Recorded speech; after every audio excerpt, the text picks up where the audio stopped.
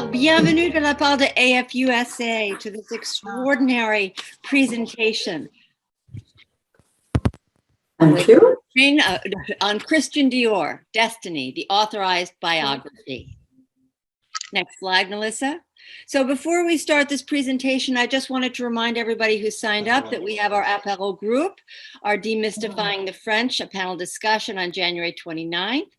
Servir la France napoléonienne at Washington avec Luc Delambre on February from the 12th, and the Art of Translation with Sandra Smith. We're also going to sneak in a fabulous presentation of how to make the speech to Noel in December. So stay tuned. Up there and we had it before with it lying down. So a couple of logistics, and if everybody would please mute themselves because I'm already hearing some voices in the background. So please stay on mute during the presentation.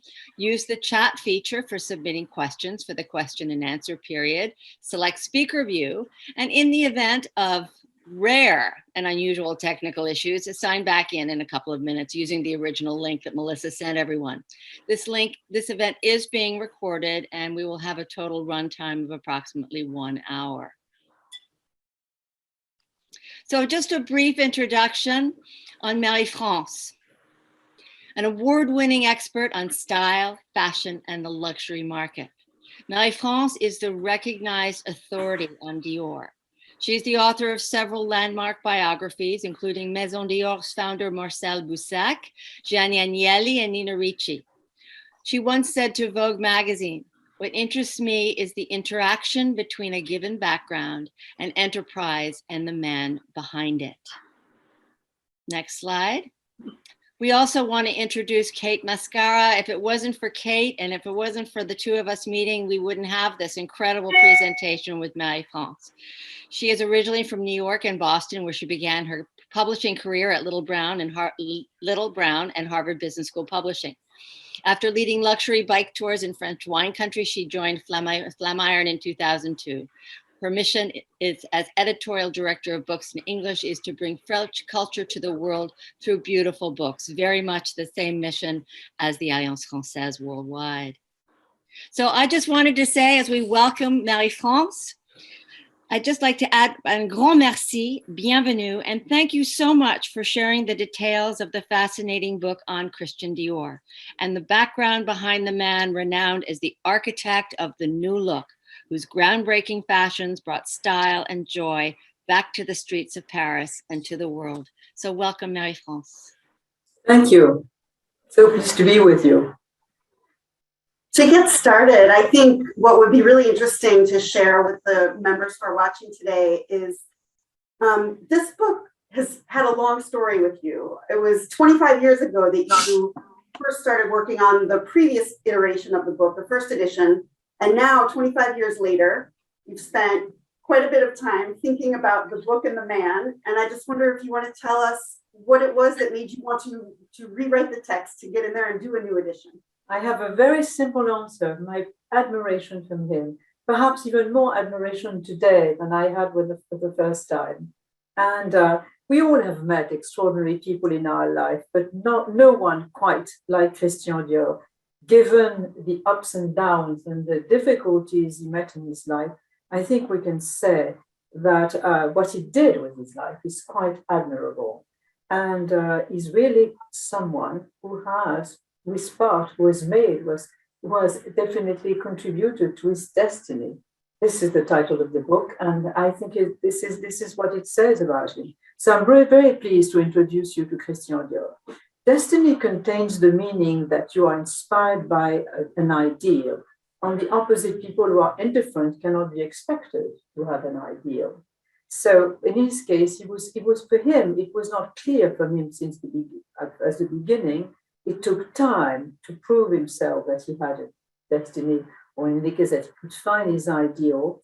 But when the time came, and when he caught up, when the time came when he could at last become a designer, as he wanted to, his influence went far beyond leaving an imprint on fashion like other designers. What he did was to sublimate fashion in an art of living and give it the dimension of a culture.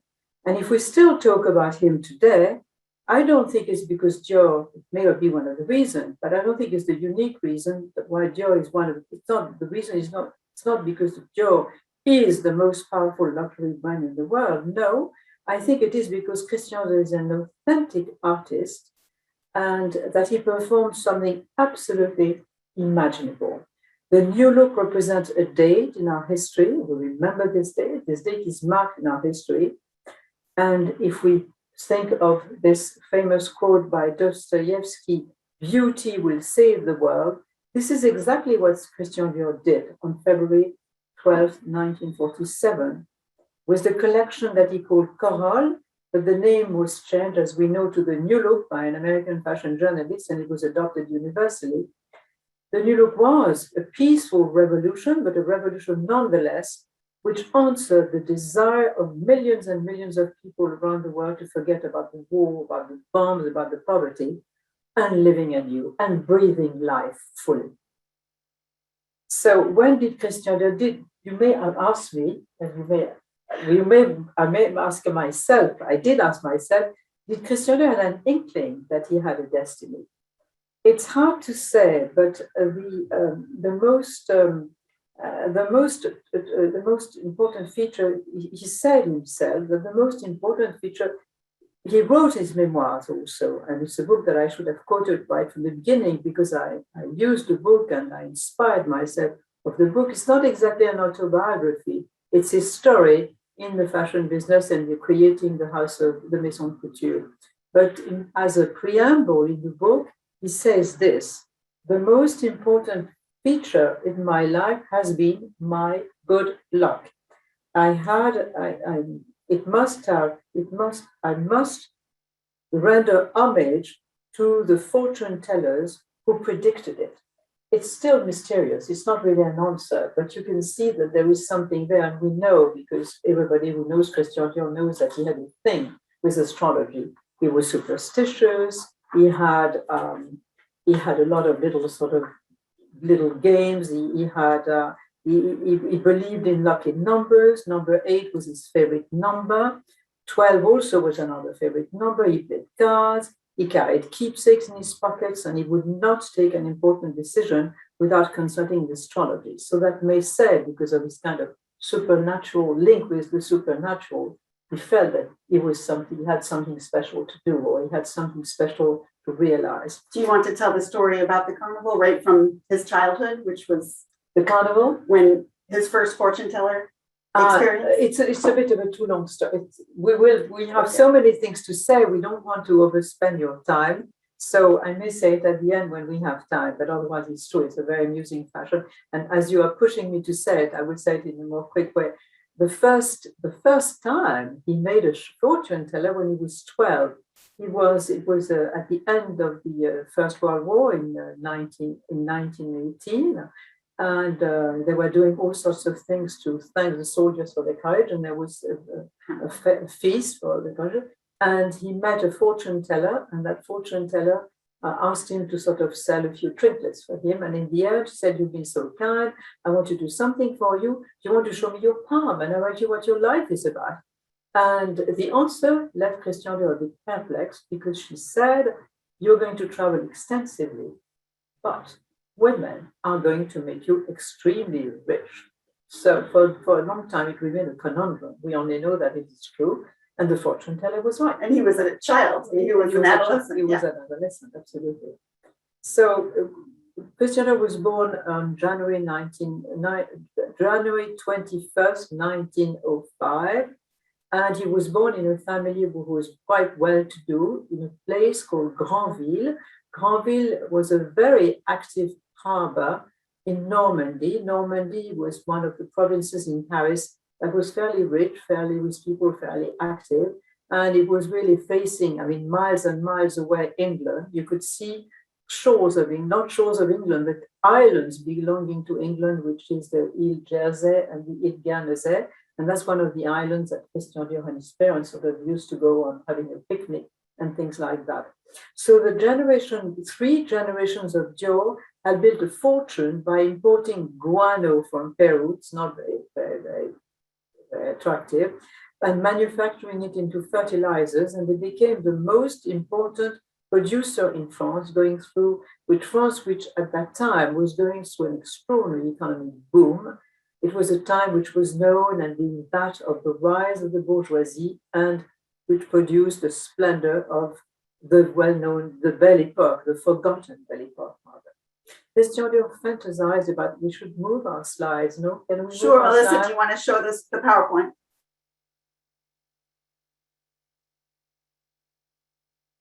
Voila, which we are going to stop on the House of Granville that I was describing, which was the house created by Madame Dior, who had high ambitions and who turned this garden, which is the house looks over the sea, this garden by the sea, into something of a tropical garden.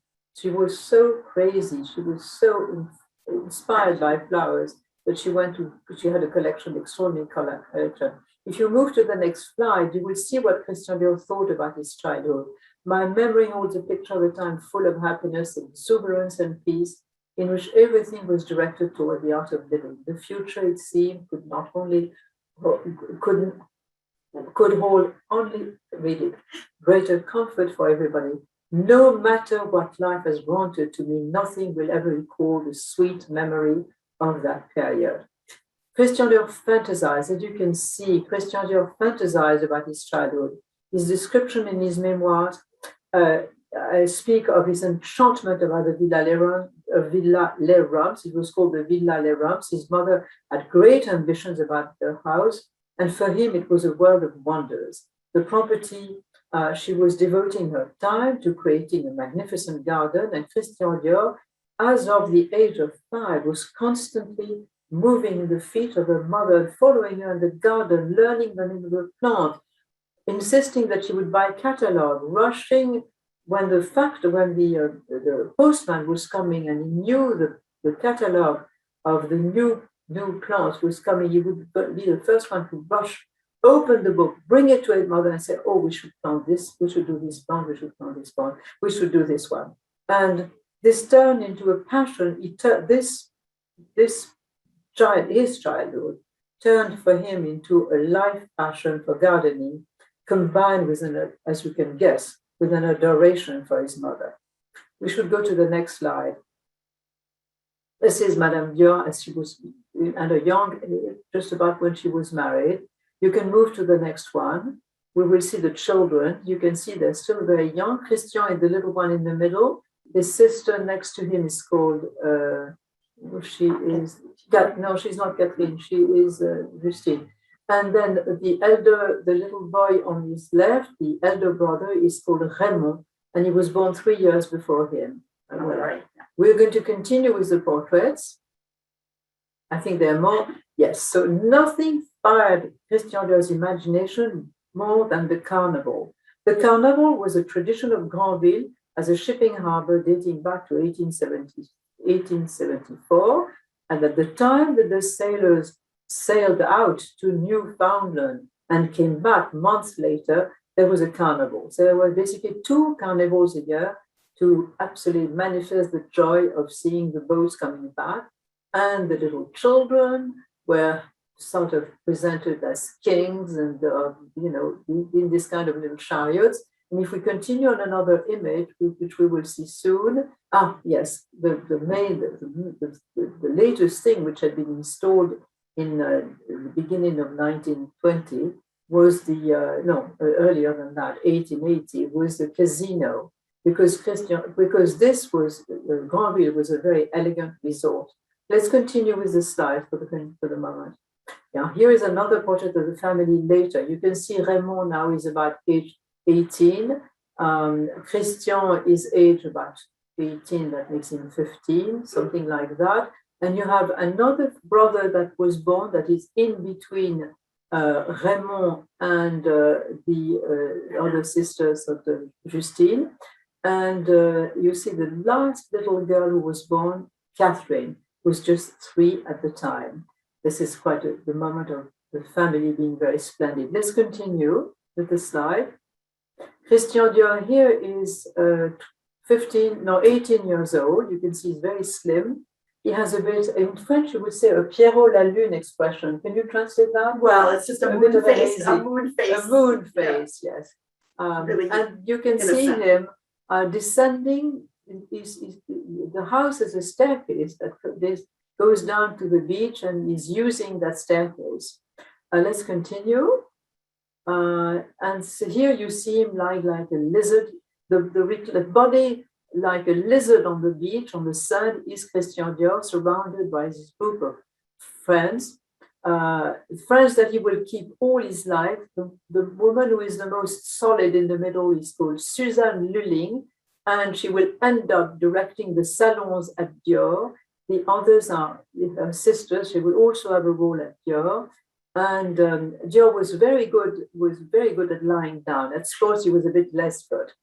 Let's continue. Friendship too. Voilà. And the thing that fascinated, that enchanted Christian Dior, and when in fact his talent sort of starting to manifest itself, was you see this series of dresses. They were dresses that he designed especially for his group of girlfriends for the carnival. And you see it's very 1920s, it's very sort of casino and all that kind of thing. Let's continue. Yes, we arrive now at the time where Christian Dior has, we are at the years 20. We have passed, in fact, without feeling it, because I didn't mention it, there were 4 years of war, 1914, 1918, where the family had grown, as you've seen, to 5 children with Bernard and Catherine, the last born, and they've moved, but during the time after the war, they moved to Paris in a large apartment, Granville remaining as a summer house. So on that slide, Christian Dior is still an adolescent. Oh no, I was not looking at the right slide. The slide on the left, there is absolutely Maurice Sacks is a writer. Au Bœuf sur le Toit is the name of a bar which existed in Paris. You see the picture of this bar on the image on the right in the low part. And this has been created by a group of people, and it became the place to be seen.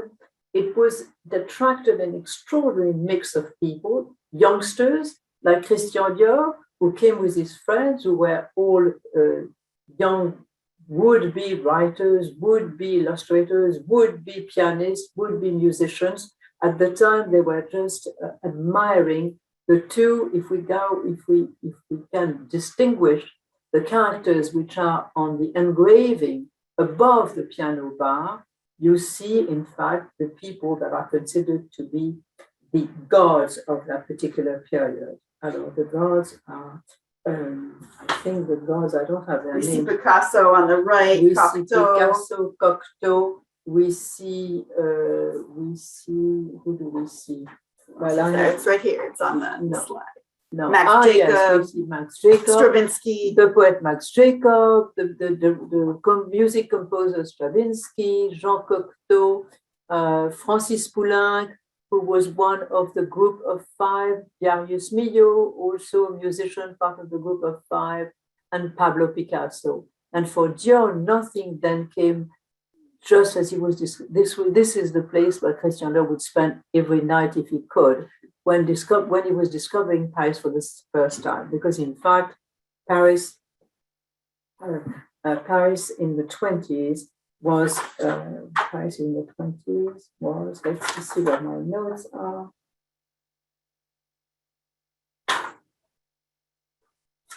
This is where he started to be able to show his own personality. He was kind of breaking away from what his family expected from him. Certainly breaking away, certainly leading his own little life.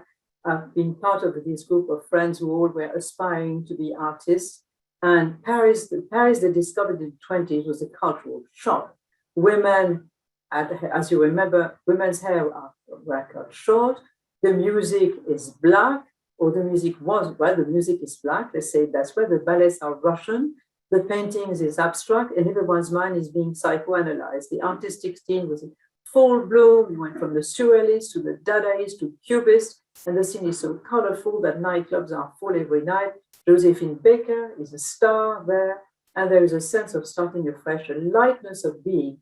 for this new generation. And Christian Dior stuck for quite a number of years with his group of friends who remained friends all his life. And they all became, in fact, they all made names for themselves under the glory of Picasso, Max Jacob, and Picasso and Max Jacob and Jean Cocteau. That was them. And so the next one that we are going to have, so what was great, well, yes, and that's a portrait of Christian Dior in the 20s, and you can see also he still is not completely, you can see that he has not taken this destiny in hand. He's a bit hazy, he's a bit hesitant. His friends find him timid, and his friends are quite surprised because most of them have their talents that come to appear, and they strengthen themselves. And you can see that Christian Dior seems to be always happy staying in the backstage, not exactly in the backstage because he's amusing, he intervenes, he has ideas, he makes funny remarks, he's full of wit, but he's not really full of life in terms of being like them, ready to, for instance, as an example, he was playing piano extremely well. He had asked his parents to give him piano lesson. He was playing extremely well. And one evening, he had organized kind of a session, a music session at his parents' house. All the lights were dark. Everybody had composed, all of his friends had composed a piece of music, and his friend Soget started playing, and he had composed something. Dior, in his turn, sort of played what he had composed on the piano. Everybody applauded. And when they asked what were the title of these works that both had played, they each had fallen on the same name, Les Françaises. And Dior, when he saw something like that, had the impression that he would never reach out to the talent of Soget. So that was something that took him a long time to sort of empower himself. We have another, can we move the slide? This is just, this corresponds to another period of his life. It doesn't come exactly on time, but after, well. Talk about maybe what his parents expected of him and then how he... You're right, yeah. You're asking me the right questions. But it's what his dream was, instead, well, after saying, in fact, that he had not expressed what was his desire in life, he had one. But he had to keep it back because once he expressed it to his parents, they immediately said, oh my God, no, you're not going to be an architect. This is such a bad hazard career. I think they probably confused architect with a painter like Gauguin was, Van Gogh, who of course was the one that all parents give as an example of what not to follow. But so at a certain point, what he did is that he convinced his father. It was hard for him to see his father refuse that he would take on the profession of architect, but he had to accept because at that time he did. And his parents had asked him instead to follow the School of Political Science, which was really not his cup of tea. And in a way, he did not really, he took it by compromise, but he continued his wanderings with his friend and his crazy life all around Paris, making himself, in fact, an extraordinary sort of learning and experience and culture, and creating and having, educating his taste, educating his sense of beauty. And that will serve him later. And when he failed political school, we could move actually perhaps on the next slide. Then we continue then with experience when he had a gallery. We can continue after because there is another one. Yes, he exposed a lot of his friends. He loved having a gallery because he could be surrounded by many artists that were already his friends. So it was a great fun business, but unfortunately it ended in 1934, when crisis hit Paris. The stock market, the stock market crack in New York in 1929 for Americans only reached out, its consequences reached out Europe only in 1931, 1933. Let's continue. Yeah, let's continue. Voilà. You're going to see the pergola affair is something I'm not going to be able to go into, but we're going to see, if we go to the next slide, we will see what talent Christian Dior had as a would-be architect. He designed this pergola to please his mother. The pergola was situated, and it was one of the most interesting spots now in the Villa Les Rams. It was so pleasant to have tea, to have evening where you could play music.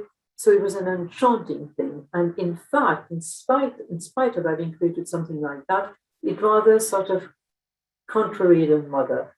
His mother didn't want him to do a profession that was that of an artist. She was a bit limited in her views, and she thought that it was a dangerous career. And in fact, she would have taken pride in having his son as an ambassador.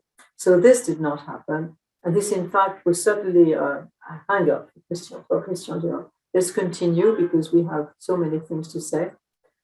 And yeah, here we go.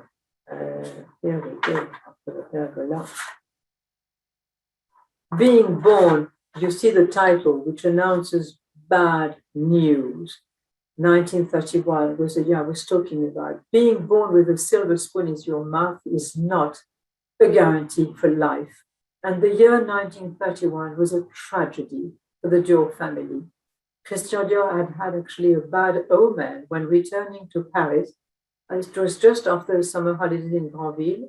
And as he entered in the apartment, he noticed that a mirror had crashed on the floor with pieces of glittering glass spread away. He immediately thought, 7 years bad luck, 7 years bad luck coming with us. And what followed, in fact, confirmed his premonitions. His mother's death, first of all. Madeleine Dior had been diagnosed with a tumor which required surgery, and a month later she died of sepsis. Dior adored his mother. Her death, he wrote, left indelible marks on me. Then Maurice Dior, greatly affected by the loss of his wife, discovered that he was ruined. As I was saying, the stock market crack in New York hit Europe a year later or two, and he had made important real estate investments financed on bank loans, and suddenly the banks were calling for the guarantees. His stock actions in the business were worth nothing. The situation was ultimately without mercy. And then it was really as if the family had been caught in an avalanche. Madeleine Dior's death revealed her secret pain. The Spain had a name, Bernard, her last son, her third son. When he was still a young boy, friends who would see him described him as having an angel face, yet something went wrong with him after his baccalaureate, and he became unstable, violent, sometimes illuminated, going through phases of cyclothymia. He became dangerous for his entourage, and the doctors prescribed that he should be set. He needed treatments, but in the end, he was sent to an institution. And when his mother's death happened, it worsened his condition. He finally went to, if we could have the next, let's continue, not this one, let's continue. This is the stock market. You see the face of this is the face of Bernard Dior. This is the face of Mrs. Dior at the time that she was bearing secretly the pain caused to her by Bernard. Let's continue to the next image, which is a sad one. It's Bernard, and it's the house in which he will end up finishing his life. He died only 30 years after he was hospitalized there. Let's continue because it's very sad. And we're going to see images of Raymond. Raymond was Raymond was the elder. You can see him in his attire of soldier, and one is posing in the Villa Les Rams, is fairly elegant, and the other, he seems to have received some bullets. But Raymond was a gifted, intelligent person, but he squandered his life. Consequence, perhaps, of an abrupt decision that marked him when he was too young. He engaged himself, he volunteered for the front under the age of 18. 18 was when you were supposed to do it, but he was by patriotism, he volunteered. And the experience that he lived through was absolutely abominable. He returned traumatized, because he was part of the Battle of the Somme, which was, well, for the French know, one of the worst and the most sanglant battle that existed, bloody that existed. And he was the only surviving member of his squad. He became an anti-war militant, which is understood, but he also developed a sarcastic and rebellious nature, and even the lovely woman he married could not alter his character. Maurice Dior, let's finish talking. If we can move the next slide. This picture represents the marriage of Raymond Dior and Madeleine Dior, his wife. So this one was a happy moment. Let's continue. And we will see, and so Maurice, well, there's just no end to the problems of family. And there was one that we have missed a slide there, which is Christian Dior himself, because there was a mother, there was a child. It's coming after the Enlightenment.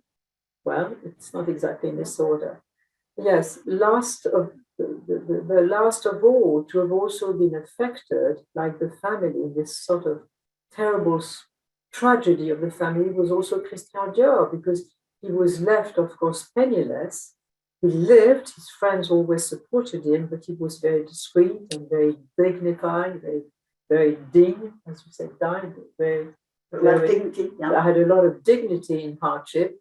And so he preferred, instead of borrowing friends' apartments, which he did from time to time, he lived in a little sort of garret where the windows were not well sealed, and during the winter he could become very sick. He tried to find jobs, but the crisis was all over. So he not only had to close the gallery, but he couldn't find a job. And then in the end, after a few months, he was sitting on a bench in the street, and he was just resting for a minute, and he coughed. And when he coughed, he realized that his handkerchief was stained with blood. He knew it. He had tuberculosis. So tuberculosis was at that time the most dreaded disease you could have. At that time, you had not discovered vaccination against that, and there was also no social security. Fortunately, his friends, 10 of his friends, decided to reunite together and collect the money necessary to send him in a sanatorium. And they've picked a very good place, probably one of the best places in the world to get cured, which was in the Pyrénées-Orientales, in Font-Romeu. It took him a year to be cured, but he was cured in the end. So we are going to see that now he's going to breathe a little bit, but when he comes back, well, let's continue with the slides, because enlightenment was the fact that he discovered that he had so much strength in himself. I'm going to quote something that I've got to find here, but Christian Dior had something.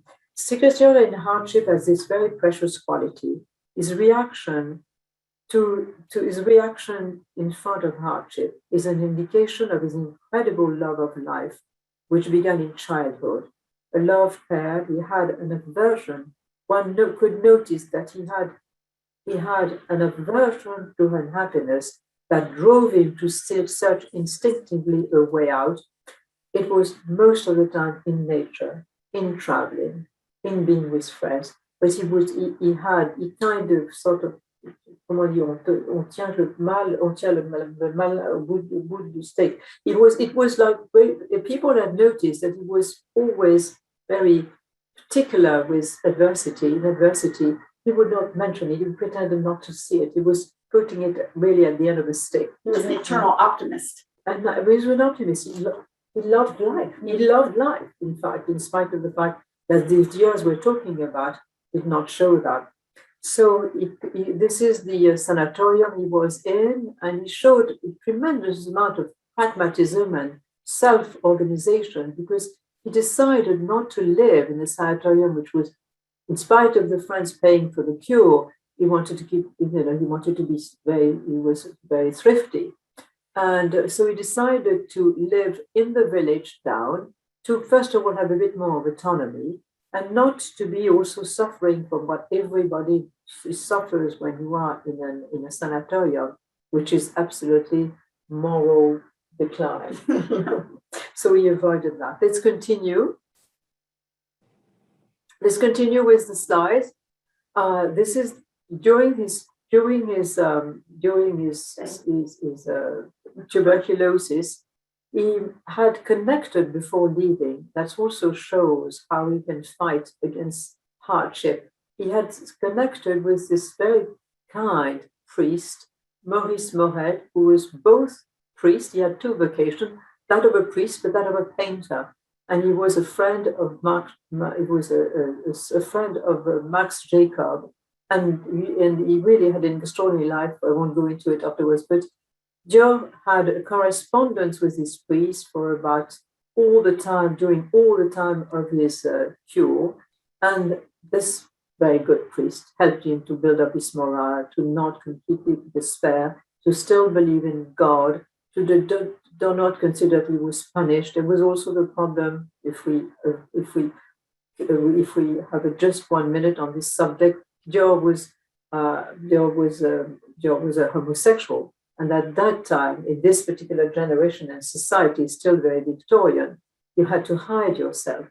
So he was also, Christian Dior at a certain time was asking him questions. Was he punished for his homosexuality? And the priest was very intelligent. He was a Jesuit, and he led him to find peace, to find confidence, and to reconquer his own sort of confidence in life and in himself. And so, in fact, when he ended the cure, he was completely repaired. Let's continue with the slides. Let's continue moving the slide. This is just a moment where he was in the sanatorium, and he's as the visit of one of his wonderful friends, Jean Ozen, who is going to welcome him when he has finished his cure and when he returns to Paris. We will hear this character again. Let's continue. So you can see that at this particular turn point, when he's cured from his tuberculosis and he returns to Paris in September 1936, full of confidence now, you can see that now, you can consider that he can now face his future. The unhappiness is behind him, and he can look at the future. And these are just a few quotes of his friends that have seen how Christian Dior evolved in spite of all the hardship and the difficulty he lived in. He had kept his spirit. So the one is from an actress who was his niece, Geneviève Page, and she said, "Godfather is a good example of one who could be financially ruined and still elegant." The next one is Henri Sauguet, his musician friend, saying misfortune did not make him a poor man and actually taught him a great deal. The next one is James de Coquet, who was a critic of the Figaro, who considered that Christian Dior was just admirable in the sense that he always kept his peace of mind, and also his own sort of self-guidance. He was keeping the right measure between being proud and being humble. He was just, and with everybody, he treated them all the same way. He was a very human person. Let's continue. There's another quote, I believe. Yes. And the line, well, let's just finish. You can read the quotes, but I want to just finish with the last one, which is so promising, which comes from his sort of guide and master, Jean Cocteau, having definitely detected the qualities that Christian Dior had in himself. And as this quite amusing sort of cubist twist, a magical nib that contains those of God and Dior. Let's continue. That's a picture which was a very good news. When he returned to Paris, he had a lot of unsold paintings that were left at the gallery. And the first news he received is from a friend in New York who tells him, "I have sold this picture for a very good price, and you're going to receive the check very soon." So Christian Dior was delighted. The painting represents by Dufy, very pricey picture, and it represents the plan of Paris. Let's go to the next slide. So Christian Dior, when he came back, was really welcomed by his friends. Let's go to the next slide. Oh, no, this is not the one. I wanted to show him. No, I will speak. This announces you, and it's almost timely, that Christian Dior is finally getting out of the hole and finding his way into fashion. But before that, of course, he had to learn a little bit because he was not a born couturier. And what was wonderful, and that's what that showed the friendship that he gave and the friendship that he received. Jean Ozen, who we had seen on one of the previous slides, and who had visited him in Font-Romeu when he was doing his cure, and immediately said, while waiting for Christian Dior, immediately said, "Come and live in my apartment. I have an extra room. You'll have a wonderful view on the Eiffel Tower. Plus, I'm living with a friend who is American, who is very talented, called Max Kenna. And Max Kenna is a designer, so he will teach you how to start." And that's really what happened. I mean, in the space of few weeks or months, Christian Dior was so good at it, so involved, so determined, so hardworking, that he started to start really picking the thing. He just saw it. He just had, the talent was unknown, the talent was uncovered and undiscovered, but it was there. And his friend McKenna was also able at one point to sell some of his designs. At this time, the newspaper, the magazine, the fashion magazine, didn't use photos as much as they use today. They used engraving, they used designs. Illustrations, exactly. So Max Kenna came back very proud and said, "I've sold your illustrations, and here is a check of 100 francs. And Christian Dior was absolutely amazed, and he said, "These are the first money I ever earned with my own creative talent." And he was very moved. And from then on, the story goes very fast. His friends realize that he's talented, so introductions come. He's introduced to this designer that you can see called Piguet, not the most interesting couturier, but nevertheless, that's sort of starting at school.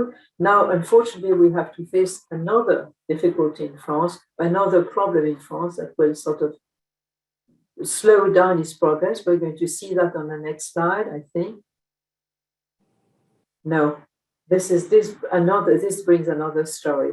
I've not had time yet to talk about Catherine, who was his beloved sister. And Catherine was unfortunately also a victim of the family problems because she was 12 when the father's bankruptcy came. And at that time, the father and the daughter had to go down and he took his retreat in a small house that he had actually bought for the nanny when the nanny took her retirement. And the house was in an absolutely picturesque village, Calion in the south of France. The problem was not there. The nature was beautiful.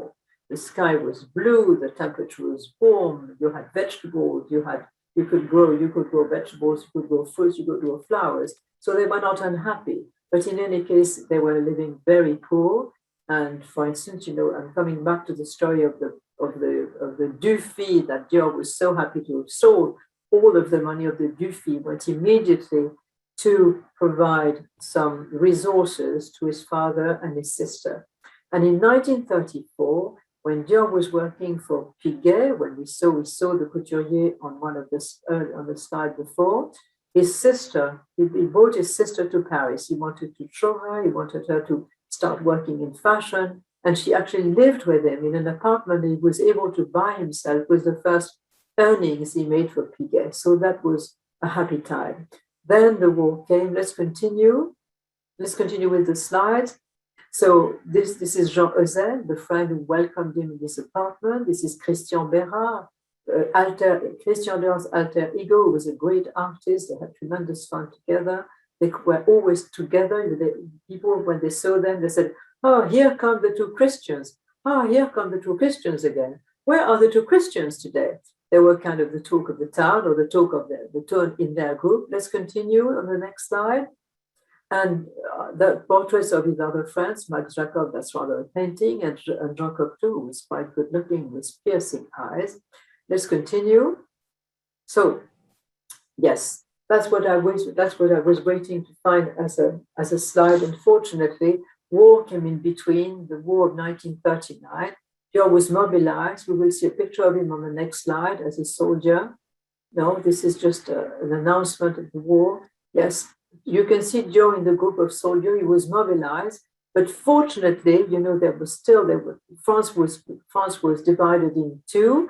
There was the north zone that was really occupied by the Germans, and the south zone in which Dior was, which was not occupied by the Germans at that time. In the end, they finally invaded the whole of the country.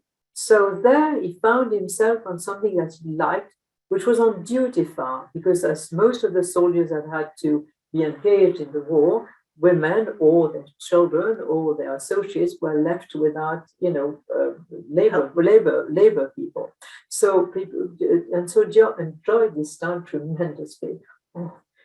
We couldn't find a better job than the one of tilling the ground, bringing back the hay, making sure and sort of sleeping, comme on dit en français, à la belle étoile. Under the stars. Under the stars and whatever. Let's continue. So this was a happy time for him, curiously, strangely enough. And then he joined his family in the village after his demobilization. He was able to join his family who was in the village of Callion. You have a beautiful picture of the village of Callion, which is overlooking the plain of Grasse, and which is certainly one of the most beautiful spots in France. The little house that Catherine and her father lived in had improved. They now had electricity, and it's when I visited it myself, because Catherine invited me to spend a night and a day with her, it was absolutely charming. She had made renovations and she had a wonderful taste. The sense, of course, like inherited from her mother, of flowers, beautiful objects. So it was absolutely charming. So at that time, you can say it was one of the few moments of rest that Dior had. In spite it was during the war, but he was living hidden and protected from it. And he was quite happy not to also face the horrors of the occupation. This is when he sells his illustrations as well. He walks for miles and miles. I know, exactly. So at that time, there was a colony of artists and magazines and movie people who resided in the south of France because it was demobilized and tried to continue to make films or to edit newspapers or to continue their work of illustration. It was one of them was a friend of Dior called René Gruot. And Dior was one day, there was a phone call, and a journalist from the Figaro said, "We need you. Would you be able to do a number of illustrations for the Figaro? And we will post them as soon as you have finished." So he did them in no time, because now he was so adept and so deft at it that he could do it with the left hand. And he wrote a kind of a volume of a number of designs that kept this woman absolutely aghast. Aghast. She said, "But you've done a whole collection." So that shows how Christian Dior was, such an extraordinary talent. And so determined to do things. Let's continue. Let's leave that beautiful village. So after a certain time, Dior stayed as long as possible, and he could in Callion to be with his sister and to help her with the gardening. The garden of flowers was changed to a garden of vegetable, and he went also with a little sort of chariot that he had to sell peas and to sell vegetables to Cannes or to the next city. But so now he had to go back to Paris because he had a job, and this job was really his great chance to enter into the world of couture, not just as an apprentice, but as a star. Do we have a signal? No, there's someone. And this represents one of the most outstanding couturiers that we've had in France. He was a president of the Chambre syndicale. His name was Lucien Lelon, and he's remembered to have had an extraordinary sort of intelligence and determination to resist the pretension of the Germans to import the whole of French couture to Berlin. It was an idea of Goebbels, and the government of Vichy, who was quite weak, with of course, the occupants, was kind of mingling into this and did not know how to get out of this situation. And Lucien Lelong, whom you see here, is like kind of a stature of a man who has quite a bit of a stature, sort of decided or asked the French government to send him, that he would go to Berlin, discuss directly with Goebbels, and made a reasoning, an argumentation, which was full of intelligence, but also of guile. And he said, but you know, you also in Germany have an extraordinary sort of couture and talents of designers, of couturiers. So why do you need this? And in any case, if you were to import French couture, you would have to import about 250,000 people, because you don't have just the salons you see in Paris, but behind there is a whole industry. So he won the case. And Christian Dior, by being witness of that, acquired a much larger view of what couture is about, what it means, that it is part of our culture, that needs to be defended, that you want to keep high quality. He had really the opportunity to form himself and have a very thorough view of his métier, put it to a higher level. He knew, for instance, that couture had been degraded, the world of couture had been degraded by the fact that there were a lot of bad fortune badly earned in France by people who were what you call the collaborators. And these people, of course, were making money, and their wives wanted to show off. And of course, you know, the couture houses had to sell, so they sold to women who were not really meriting or deserving to be clients. And Dior was aware of that. Let's continue. My Sister, My Hero. This is a chapter which is, My Sister, My Hero is a chapter which also made Christian Dior shed a lot of tears, because his sister, let's continue with the next slide. His sister was engaged in the resistance, as you can see immediately. Already on the slide is a decoration that she wore the Medal of War because of her courage. She was in a network, having fallen in love actually with the head of this network, a great man that she continued to spend her life with afterwards. But because she was arrested, denounced and arrested, Place du Trocadéro one day, she was taken by the Gestapo and tortured in the worst place in Paris, which they have. And I once quote what the treatments were. Some women were even raped. We hope she was not raped, but in any case, it was to that degree. She was there, and she never gave the name of her network. Then she was unfortunately deported to Germany and spent 1 year in a camp with other women. And Christian Dior could not live, could not survive. And he said afterwards that if he survived, it's thanks to the predictions of a fortune teller who absolutely reassured him that she was going to come free. And she came free a year later. So that's another chapter which was really hard to live for him. Let's continue. Let's continue. I don't think I want to stay on that too much. It's Chanel. It's just a milieu that Dior has now joined. Let's continue, because we've already talked about these friends. The lucky star. That's where I wanted to arrive at. The lucky star was when Christian Dior finally met his destiny. We can say that. He met his destiny by founding his own house. Took a number of episodes that we may not have the time to go into. And I think we will jump to the reading that you have to do. It took time for him to start his own house. He started it on the 12th of February, the collection was on the 12th of February, 1947. But it took time for him to start his own house. And he did it by a brilliant dialogue that he had with Marcel Boussac. Marcel Boussac was the equivalent of Bernard Arnault of today, and he was in search of a designer And Dior, having so many friends, was immediately the candidate that was sent to him.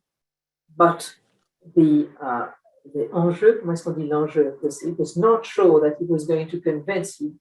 He was a kind of unknown couturier facing in confrontation meeting with a very important businessman. And he came out having been able to convince the Marcel Boussac had his views, of course, on what he thought was going to be done for the resurgence of French couture in Paris. Dior had a completely different view, and we managed to impose his view, and in the end, have Marcel Boussac invest in conditions that were absolutely extraordinary. Dior was afraid that by being the, let's say, the beneficiary of a loan by Marcel Boussac, he would also lose his independence. Well, when the negotiations that took quite a lot of time, because Christian Dior was very, not astute, but determined to arrive at his own conditions, were excellent for the House of Dior. Never a house had had such a huge investment, 60 million francs. And Dior was the statutory director, therefore he could not be fired. He was sure to stay where he was, and things went very well.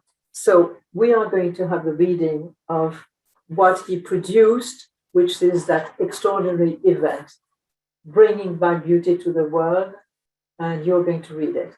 Okay. So this is just a look into the backstage of a fashion show. And you'll remember the photo of one of his friends on the beach with him from the beginning, Suzanne Lening. This is a quote from her. "It's like a cross between a full dress rehearsal, a tea room, a bullfight, and a court hearing. Everyone bustles about, jostling one another, searching for their seat.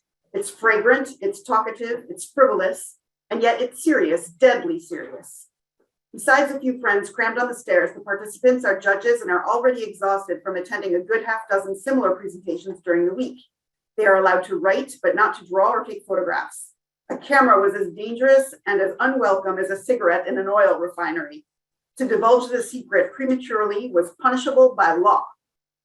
And then everyone stopped talking, as if following a signal known only to the initiated. Paper in hand, the usher could be seen standing before the door that concealed the entrance to the dressing room where the first model would appear. It was 10:30. Dior remained out of sight, hidden behind the curtain. Number one. Marie-Therese, the young girl whose potential Dior had spotted when she came for an open audition that day, wore the first design. But terrified, she bungled the first go-around and returned sobbing, incapable of appearing in another dress. It didn't matter. All the audience had seen when her pleated skirt swung open was her remarkable strut. 1, 2, 3 models followed at the same rhythm, twirling a skirt with a 22-yard circumference, hat tilted over an eye, gloved hands. With that walk, that figure, it wasn't a dream, it was her, the embodiment of femininity, unapologetic in her nonchalant disregard for the drama unfolding around her, a creature with voluptuous curves, astounding in her appearance, a combination of folly and elegance, and, above all, sure of herself. She had finally arrived, the much-awaited revived allegory of Paris, an explosive cocktail that recaptured everyone's imagination and took their breath away. Astonished, the ladies watching in their short, straight skirts and square-shouldered jackets plucked unconsciously at the hems of their skirts. Applause broke out and did not stop. 85 dresses were presented from 2 lines, Corolla and Figure 8, which reinvented the proportions of the female body to make it more graceful. Behind his curtain, Christian Dior covered his ears. The torrent of cheers frightened him. The 2 American journalists were enthralled. The performance had far surpassed their expectations. "We were given a theatrical performance such as we had never seen in a couture house before," wrote Bettina Ballard. "We were witnesses to a revolution in fashion and to a revolution in showing fashion as well." The editorial staff of Harper's Bazaar in New York had been in shock since the previous evening when Carmel Snow had telegraphed the message, "Keep a lot of space for Christian Dior in the magazine." She was the first to congratulate the couturier. "It's quite a revolution, dear Christian. Your dresses have such a new look. They are simply wonderful." Before she had even left the building, her famous words began to make their way around the world. A Reuters correspondent had scribbled the phrase on a piece of paper and thrown it down to a messenger on the avenue below. The news reached the United States the very same day. The French press had been on strike for a month, so it was the American and foreign press that had the honor of covering the event. This time, Bettina Ballard didn't skimp on the superlatives. That was what everyone now wanted from Paris. Never had there been a moment more climatically right for a Napoleon, an Alexander the Great, a Caesar of the couture. Paris fashion was waiting to be seized and shaken and given direction. There has never been an easier or more complete conquest than that of Christian Dior in 1947. Carmel Snow struck a most patriotic note. She had the well-earned nickname the French Guard, declaring that Dior saved Paris as Paris was saved in the Battle of the Marne. The American buyers who hadn't believed her and headed back to Le Havre without seeing the collection would have to turn right back around as soon as their ship docked in New York. Christian Dior was ushered into the big salon and welcomed with a storm of applause. His face was soon covered in lipstick marks. As long as I live, whatever triumphs I may win, nothing will ever exceed my feelings at that supreme moment. Yes, it was a turning moment. What is most amazing that it's the day after it didn't stop, that very day the 30 Avenue Montaigne was swamped. The invasion did not let up for months. The house was in chaos. The house was in chaos. The women who rushed in wanted all to wear the same suit, which is all to buy the bar suit, the collection signature piece with its cream shantung jacket and peplum that hugged the bodice like a duchess gown and pleated back skirt that flared out in a queenly fashion. Olivia de Havilland bought the Passepartout suit, the figure 8. Many of the women ordered the Coraline. Rita Hayworth ordered the soiree evening gown. This was later that she ordered that. It's just not, it was not the day. This is not the day of the, these are days and weeks after by the time the clients had been able to come. But in any case, it shows that it was, the house was taken by storm. Vivian Lee and Laurence Olivier attended the collection viewing, escorted by Christian Bérard, who said, everyone here has a Chicago accent, remarked Scarlett O'Hara at the left. Visitors from London, from Rome, from Buenos Aires, and from Montevideo would rush to the house. For several weeks, London-Paris flights were filled with many more women than men, and Nancy Mitford paved the way, followed closely by her friends. The elegant novelist, a regular at the British Embassy in Paris, found herself short of money from time to time, but she had no hesitation about selling her winter fur to buy a Dior coat, wrapping herself in a modern-day Anna Karenina in its voluminous folds that rivaled her need for warmth. Dior had an incredible effect on the elite. But something more and completely unexpected happened. Dior were never intended to cater to a democratic clientele, so his dresses took to the streets. And several weeks later, they were being worn by even more women. He was the most surprised by this runaway phenomenon. In Paris and in the countryside, his style had been adopted by women who usually felt the influence of fashion much later. Before boutiques existed, dressmakers produced ordinary garments and lagged behind the trends in fashion, leaving haute couture in a realm of his own. But Dior's theatrical fashion, which underwent fewer revisions, dressed women of all social classes. It happened that women from all rungs of the social ladder dreamed of playing the femme fatale and the grande dame. The reason why it happened and was so practical, so immediately put in place, was that, first of all, there were two reasons. First of all, during the war, boutiques had sort of, disappeared. But the Singer sewing machine was really the object, the indispensable thing that women were repairing the clothes or making sort of clothes for children out of larger pieces of material, or sort of a lot of curtains were used, actually. And curtains with their lengths were absolutely perfect to create this full skirt of the new look. And that's how the provinces started, covering themselves with women. First of all, everybody was very slim because nobody had eaten much during the war. So it was, everybody was a sort of a cinched waist, exactly corresponding to the new look style.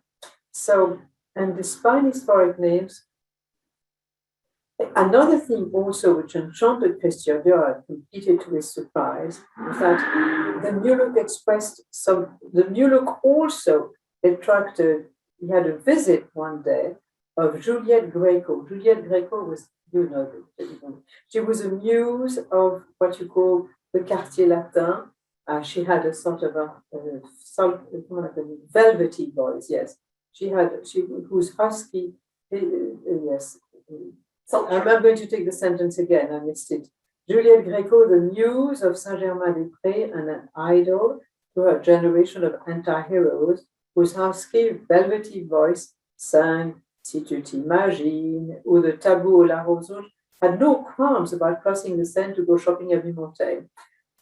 Flattered by Greco's visit, Dior immediately realized what it meant. With rare intelligence, to reconcile the demands of her own individual style with those of my design. Thus, he said with pride, the new look became symbolic of youth and of the future. So, voila. So that's really what we can say about the view. Do we have time? Because there are two new looks, in fact. There is a new look that happened in Paris, which we have recounted. But there is a new look in America when Dior crosses the Atlantic at the invitation of Stanley Marcus to receive the Oscar of the fashion designer. And of course, the scene in America is bewildering itself. So do we have time? It would be another maybe 20 minutes. Or should we just say that we were happy to be together and there will be a next time? Do they think they have it? Renee, can we continue or should we wrap it up? Kate, I think it's 10 after 3. I don't know what people's plans are for the afternoon, wherever they may be, but I would hate to lose any of our audience in the event that we continue. Maybe we can have if Melissa can unmute everybody, we can have a raise of hands to see who would like to continue. Melissa, can we do that? It's a 15-20 minutes thing. So everybody who'd like to continue for next 15 or 20 minutes? Here. Yes. Yes. Yes. Yes. Yes, please. Yes. Yes. Yes. All right. It looks to me, Kate, that we have enough of a group, even if we lose some people, we have enough of a group to continue. But you might want to say, Kate, for those people that might have to leave, where we can buy this book. Is it readily available? And just so for people that have to sign out, this is the book, and I think we would like you to be able to purchase it at your local bookstore in order to support independent booksellers. Absolutely, it's widely available. Any of your favorite booksellers will have it. Okay, so that I just want everybody to know that, because I'm almost finished with it. It is a brilliant book to read. So why don't we continue with Marie-France for those that can stay, and for those that cannot, please buy the book and say goodbye and thank you to Marie-France. But those of us who thank you stay, for coming. Thank you to all for coming. I wish continue. There will be something in a bookstore, I think, at Rizzoli. No, there will be an event at Rizzoli where I will be there to sign books. On the 3rd of December. On the 3rd of December. In New York. In New York downtown, yes. So Dior had never intended to cross the Atlantic, but as a responsible businessman, he could not miss the opportunity to miss his biggest customers on their turf. And also the thought of meeting American women captivated him. And after having, of course, drawn French fashion from its lethargy, you say lethargy or lethargy, we intended to reaffirm the supremacy of Paris fashion.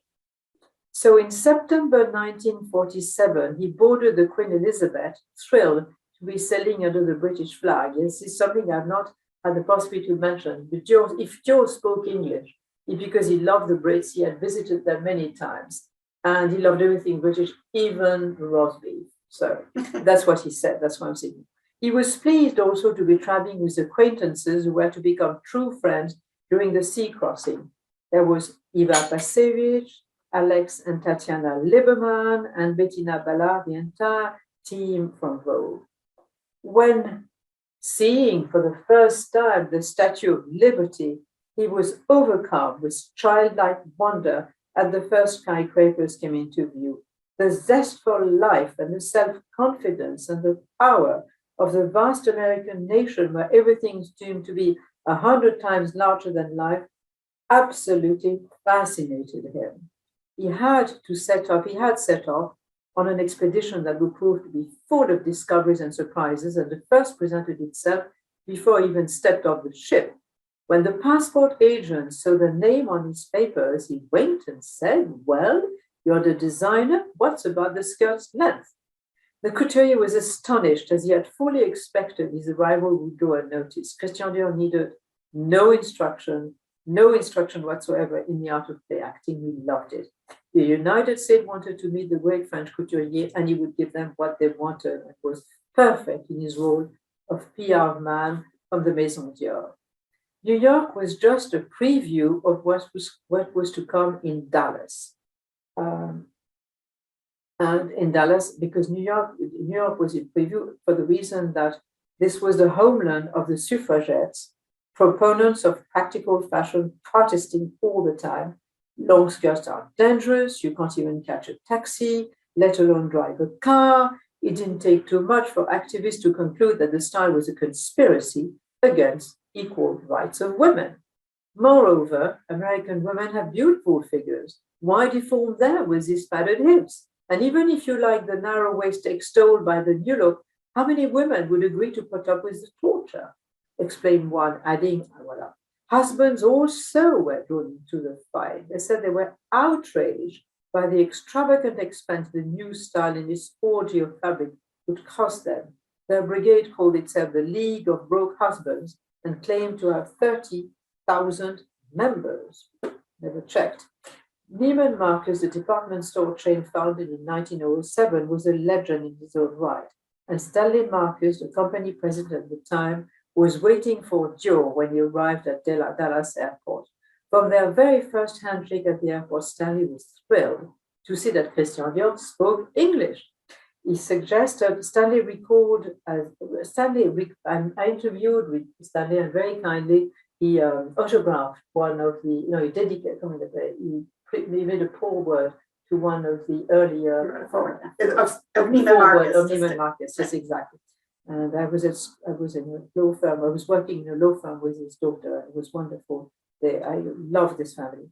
Stanley recalled the pleasure of his first meeting, during which they discussed contemporary art, his Dior, painting, food and wine, everything but fashion. And by the time we arrived at his hotel, that's him that I'm quoting. That's Stanley that I'm quoting. I felt as comfortable with him as though I had known him for years. It was the start of a long professional friendship. Stanley Marcus then explained how the award ceremony would proceed the next day, and that night, poor Christian Dior didn't sleep a wink. He was expected to give a speech on a gilded stage, standing before an audience of 3,000 people. Well, he did. After all, he said, what was expected of me? Simply to be or play the part of an eccentric Parisian couturier abroad. I decided this evening that I was going to impersonate a certain character called Christian Dior, a fashion designer who couldn't speak a word of English and yet had to improvise a speech in this language. The audience laughed and applauded. Christian Dior was a huge success. Christian Dior set off to conquer America with this major advantage that he spoke English, and this command of English was particularly useful to Dior at that critical moment when the anti-New Look battle was raging.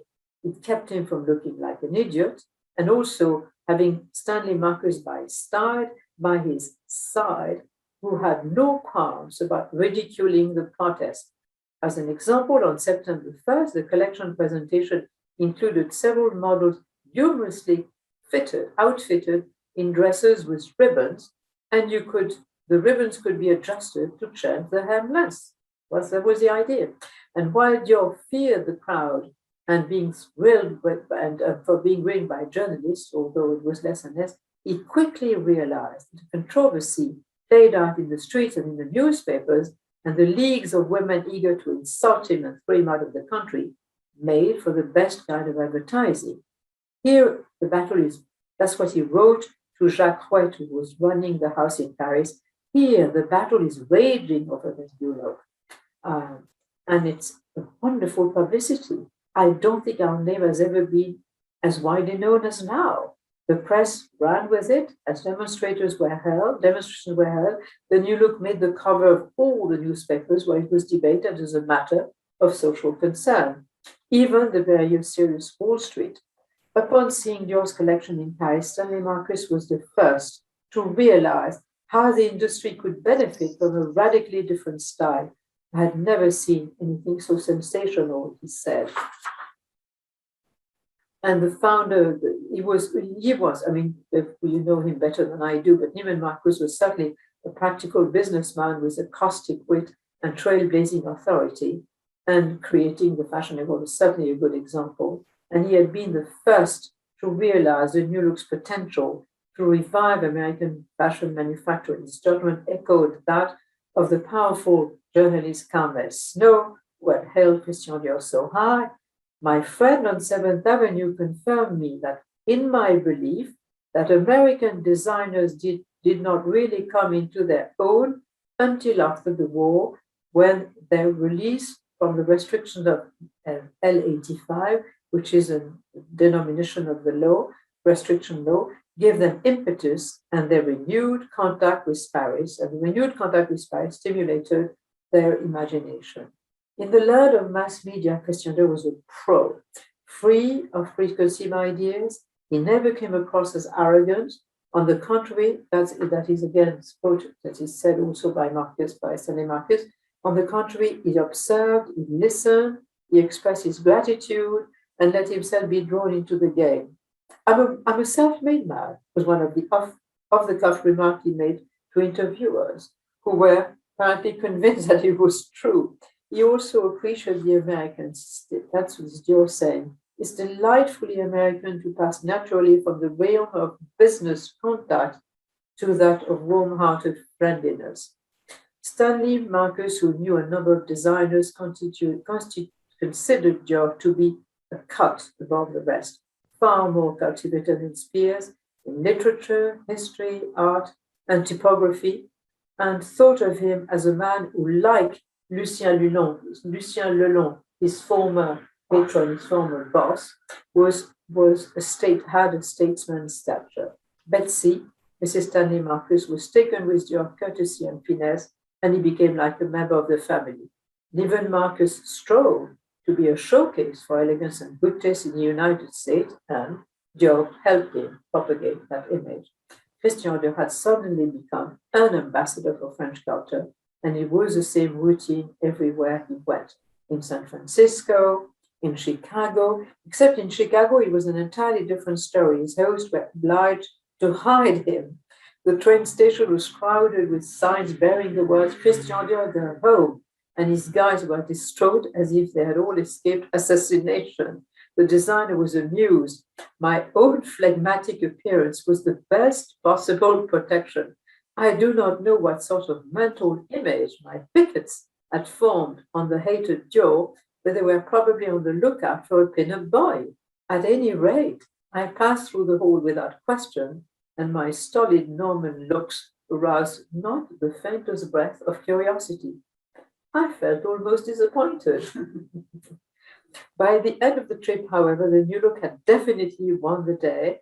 Department stores around the country rolled out the red carpet for Dior.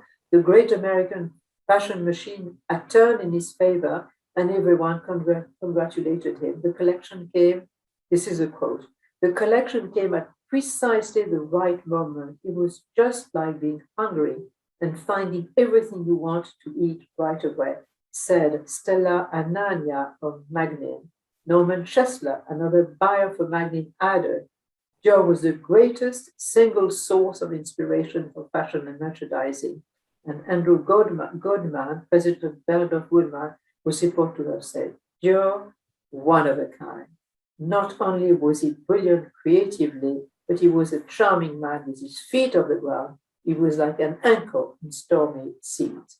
So the success was total. It took no more. So it was strange. Where was I there? Yes. But it took no more than 3 months for the clothes to become available, recalled Stanley Marcus, adapted to the needs of American mass production and to the 400 price tag on the Margrave cocktail dress that appeared in the 1947 fall-winter collection.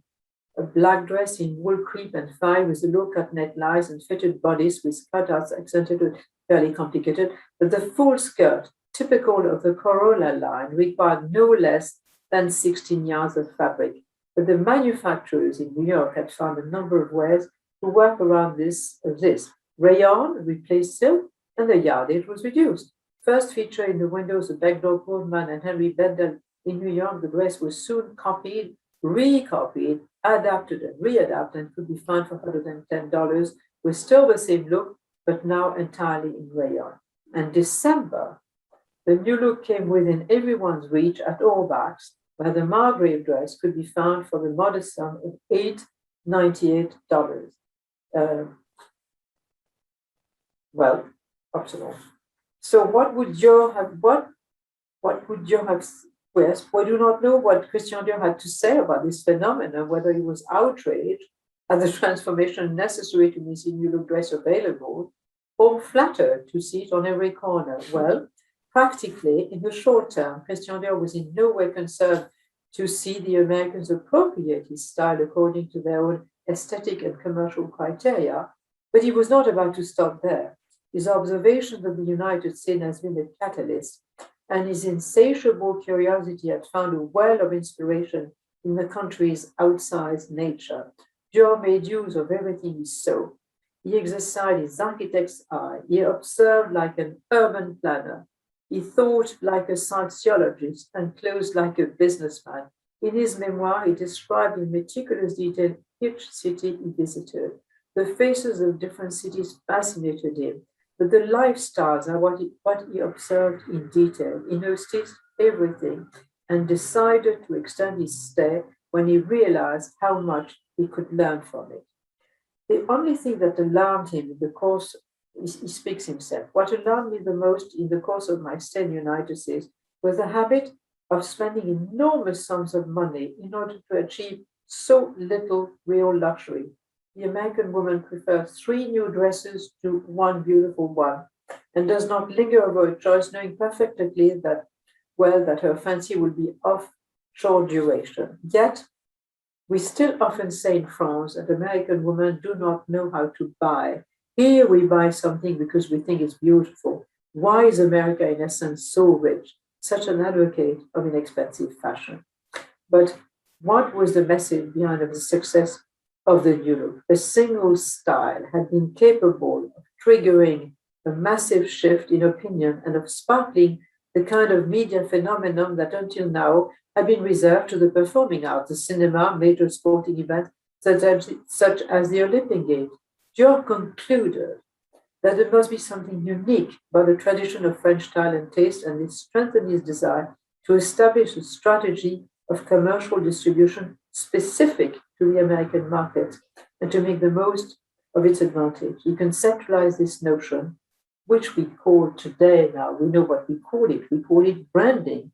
Dior was in the process of inventing that concept and knowing that what you sell is not a dress. What you sell is an idea, it's a dream, it's an idea of savoir-faire and taste. So he was so far advanced on his generation and now this generation. While in his United States, Dior telephoned his manager in Paris about his plans, explaining that they must open a high fashion ready-to-wear house in New York where the clothes which were designed could be reproduced for the mass market and be suited for clients on both coasts.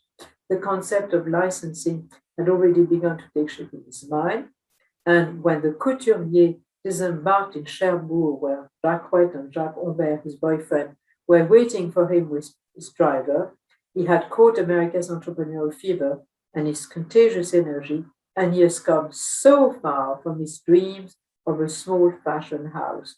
There was no turning back now. The creative energies of the Americans encouraged me toward further creative enterprises in my core. And the year after, I want to shorten it a bit, the year after, Christian Dior America, I've got to find where it is, Christian Dior Fifth Avenue was opened on November 8, 1948. The lucky number 8 had been chosen intentionally. Lavish bouquets of flowers greeted the guests who had been invited to view Christian Dior's first collection created in the United States.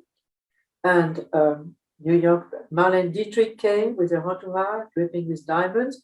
Francis Weiss, the workshop head, hired in New York, recalled the scene with emotion. We loved Dior. He was a great man. We worked like crazy for him. Voila, I think we can finish on this particular, there are many more things to say, but we can finish on this particular wonderful period and time when there was a collaboration between two countries, could actually find, a rich experience between themselves and contributed to, in fact,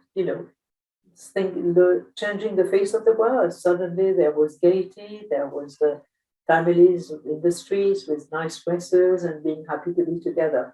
Voila, I think we will probably now give you time to do more interesting things. And maybe some questions and answers. There may be questions and answers. I'm delighted. I'm going to stay with you as long as you wish. I just didn't want to impose too much on you.